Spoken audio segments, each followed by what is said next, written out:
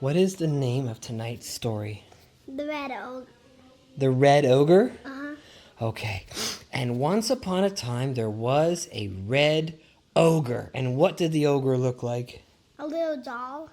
He looked like a little doll? Uh-huh. So he was tiny. Yeah, he was a tiny little ogre. He was a tiny little ogre. Did he have sharp fangs or nice teeth? Nice teeth. Yeah, okay, nice teeth. And he had a retainer on. And he had a retainer in his mouth, just like you. Yeah. Okay. And what was the ogre's name? John. John. And where did the ogre live? In a hole in the forest. And one day, John, the little nice red ogre, was sitting in the hole in his forest when all of a sudden he heard the footsteps coming near him. And when he looked out of his hole, what did he see?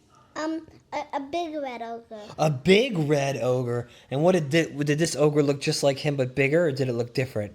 Just like him, but bigger. It was his mommy. It was his mommy. And his mommy was coming down. What was his mommy's name? Jonathan. Jonathan. So John's mommy was Jonathan, and she was saying, John, I'm looking for you. Where are you? And the little ogre, did he say anything, or did he stay quiet? He said, yeah, I'm fine. Oh, yeah, Dad's over there. And what did Dad look like? The same as the red ogre, John, but his name was Johnny Joe. So Johnny Joe was the dad, Jonathan was the mom, and John was the red ogre boy. Mm-hmm. And they decided that they wanted to go out for the day on a great adventure. And John said to Jonathan and Johnny John, I want to go to the forest and try to find the biggest a snail. A snail shell. The biggest snail shell ever that all of us can fit in. Oh, to find a snail shell so big that all of us can fit in it.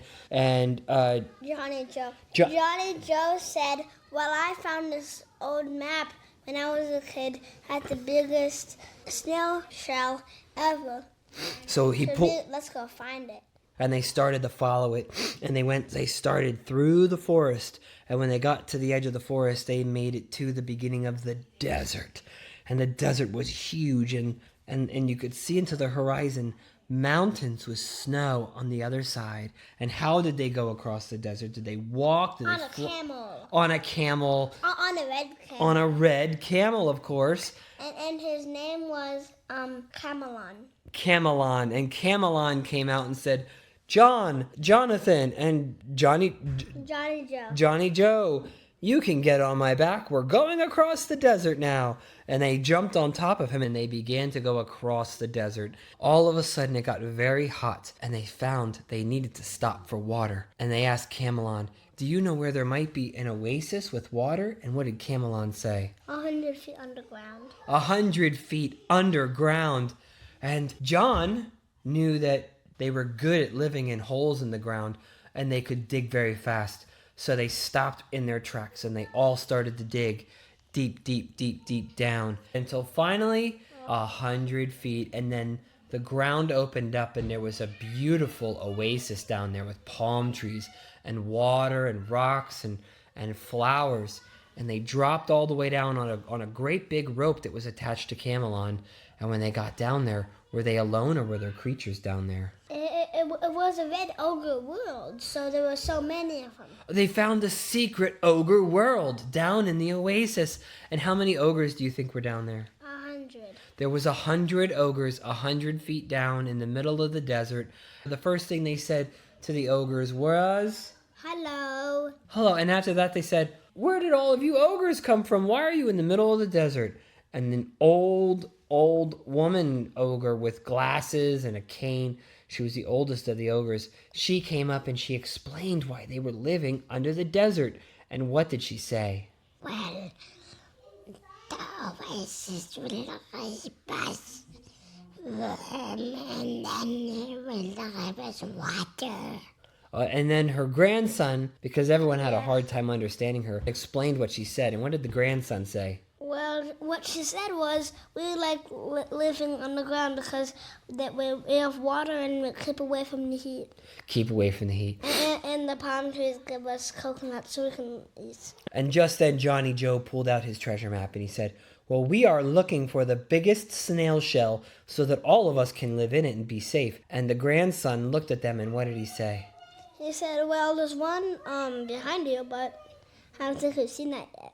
Oh, and they turned around, and of course, right behind them was a giant snail, or just the shell? Shell. Just the shell, sitting there, Waiting for them. And Johnny, Joe, Jonathan, and John said, oh my gosh, can we have this shell? And what did the grandson say?